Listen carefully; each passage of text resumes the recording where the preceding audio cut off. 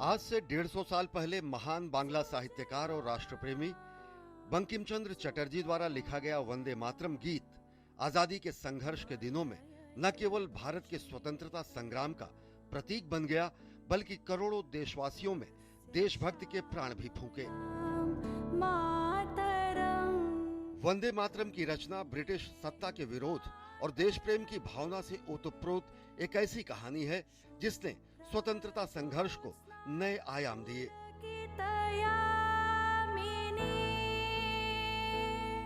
इस गीत की रचना की पृष्ठभूमि 1870 के दशक में बंगाल के भीषण अकाल, अंग्रेजी कुशासन और जमींदारों के शोषण से मर रही जनता को जागृत करने के लिए उठे सन्यासी विद्रोह पर आधारित था।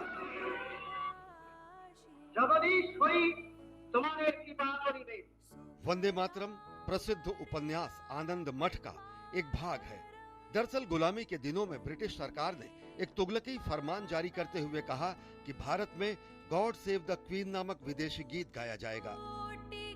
राष्ट्रवादियों ने ब्रिटिश सरकार द्वारा थोपे जाने वाले इस औपनिवेशिक गीत को अपनाने से साफ इनकार कर दिया।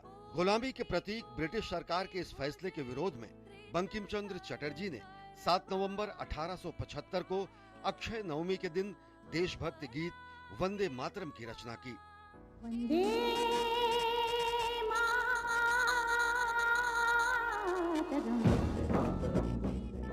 दरअसल उस समय भारत में बड़े पैमाने पर सामाजिक, सांस्कृतिक और राजनीतिक परिवर्तन हो रहा था और राष्ट्रीय पहचान और विदेशी शासन के प्रति प्रतिरोध की भावना काफी प्रबल हो रही थी। ऐसे में वंदे मातरम गीत ने मां भारती को शक्ति, समृद्धि और दिव्यता के प्रतीक के रूप में प्रस्तुत किया और भारत की एकता और आत्मसम्मान की भावना को जागृत करते हुए उसे एक काव्यात्मक स्वरूप दिया। जल्द ही ये गीत राष्ट्र के प्रति भक्ति, समर्पण और अमरता का प्रतीक बन गया और आज भी यह गीत भारत की भाषाई और सांस्कृतिक विविधता में एकता का प्रतीक है। वंदे मातरम गीत आजादी के हर सिपाही का स्वर बन गया। क्या क्रांतिकारी और क्या अहिंसा के पुजारी, सभी इसका उद्घोष करते थे और समय के साथ संस्कृत के दो शब्द वंदे और मातरम ने पूरे भारत और भारतीय भाषाओं को एकता के सूत्र में बांध दिया।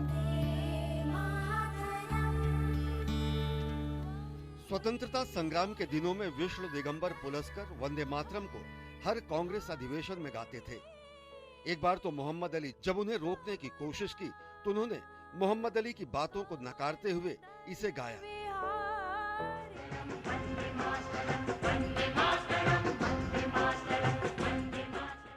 और जब देश आजाद हुआ तो 15 अगस्त 1947 को ओंकारनाथ ठाकुर ने वंदे मातरम गीत गाकर आजादी का स्वागत किया।